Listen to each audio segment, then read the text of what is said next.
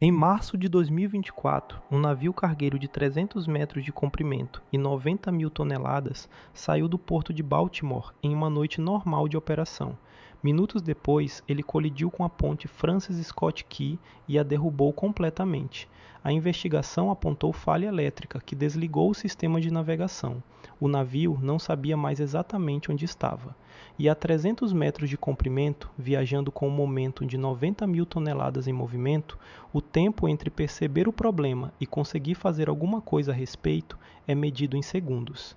Mas essa história levanta uma pergunta que quase ninguém faz. Se o navio perde o GPS, o que exatamente ele perde e o que ainda sobra?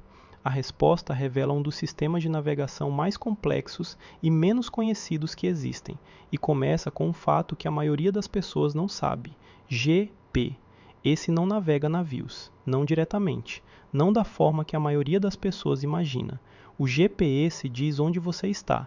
Ele não diz para onde ir, como chegar, nem o que fazer com as informações que fornece. Em um smartphone, um aplicativo transforma essa informação em uma seta numa tela.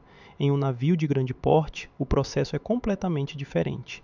Um navio comercial moderno opera com um conjunto integrado de sistemas de navegação que funcionam em paralelo, cada um com uma função específica, e o GPS é apenas uma das entradas desse conjunto. Quando o GPS falha, os outros sistemas não param, eles assumem. E entender o que eles fazem revela por que navegar um navio é um problema de engenharia completamente diferente de qualquer outro. O primeiro sistema que entra em ação quando o GPS cai se chama navegação inercial. O princípio é simples em teoria e extraordinariamente complexo na prática. Dentro de uma unidade de navegação inercial, existem acelerômetros e giroscópios de precisão altíssima. Os acelerômetros medem toda a aceleração que o navio experimenta em 3 eixos. Os giroscópios medem toda a rotação. A partir dessas medições, o sistema calcula continuamente a posição do navio sem precisar de nenhum sinal externo. Se o navio estava na posição X, viajou a velocidade y na direção z por tempo w. A matemática diz onde ele deve estar agora. O problema é que esse cálculo acumula erro. Cada medição tem uma margem mínima de imprecisão. Essa margem é pequena, mas ela existe. E ao longo de horas de operação, cada pequeno erro se soma ao anterior. O resultado é um fenômeno chamado deriva inercial, onde a posição calculada vai se afastando lentamente da posição real. Em um avião de longa distância, esse desvio pode chegar a alguns quilômetros após horas de voo. Em um navio navegando por dias em alto mar, sem nenhuma referência externa, o desvio pode ser suficiente para colocar a embarcação em rota de colisão com algo que o sistema jura que está a quilômetros de distância. É por isso que a navegação inercial sozinha não é suficiente, e é por isso que os sistemas seguintes existem. Se você está gostando desse vídeo, se inscreve no Mega Engenharia agora. Um clique. A gente continua. Porque um navio não se move apenas pela força dos seus motores. Ele se move dentro de um oceano que também está em movimento. Correntes oceânicas empurram o casco lateralmente. O vento age sobre a superestrutura.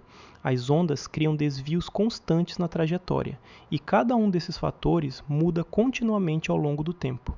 Os sistemas modernos de Dead Reckoning integram dados de velocímetro de casco que medem o movimento real do navio em relação à água, sensores de corrente que estimam o deslocamento causado pelo oceano em movimento e dados meteorológicos que calculam a pressão do vento sobre a estrutura.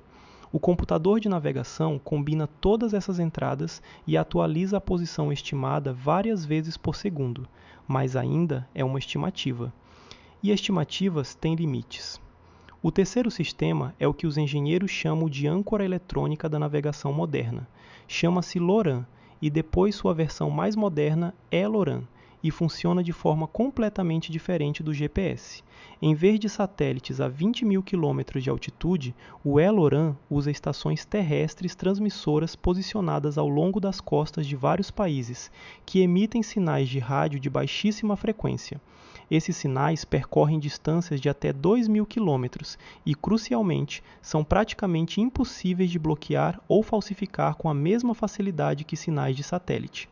O receptor a bordo do navio mede a diferença de tempo entre a chegada de sinais de múltiplas estações. A partir dessa diferença, o sistema calcula a posição com precisão de dezenas de metros, sem depender de nenhum satélite. Mas o Eloran tem uma limitação geográfica fundamental. Ele funciona onde existem estações transmissoras. Em alto mar, longe de qualquer costa, o sinal se enfraquece até o ponto em que a precisão cai para quilômetros, não metros. Para o oceano aberto, existe outro sistema. O AIS, Sistema de Identificação Automática, foi projetado originalmente para evitar colisões entre navios. Cada embarcação transmite continuamente sua posição, velocidade, curso e identificação para todas as outras ao redor.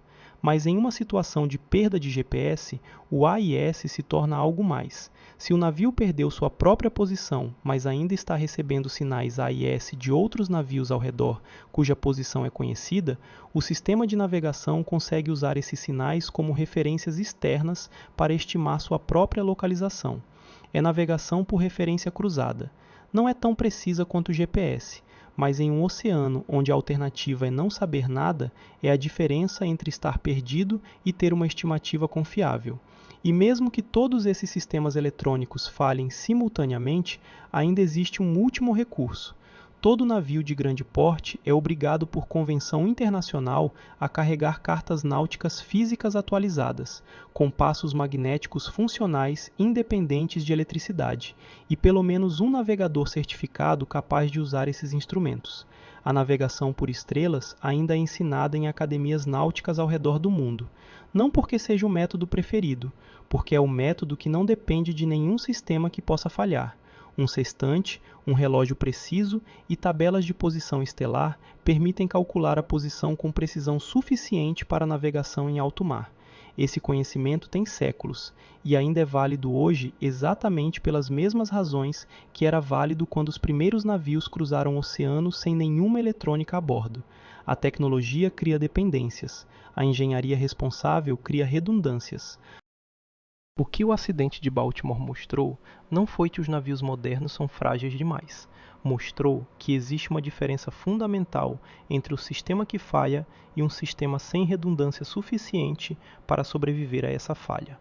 A perda do GPS por si só não derruba uma ponte. O que derruba uma ponte é a combinação de uma falha com a ausência de tempo, espaço e sistemas de backup suficientes para absorver essa falha antes que ela se torne irreversível.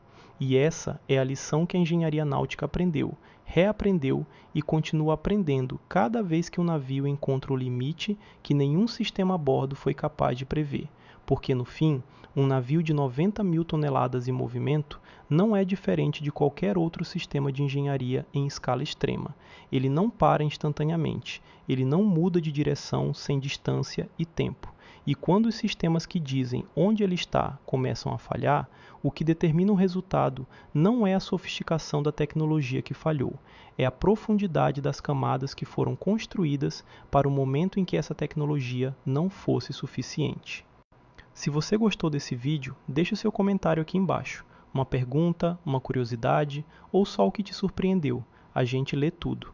E se ainda não está inscrito no Mega Engenharia, inscreve agora.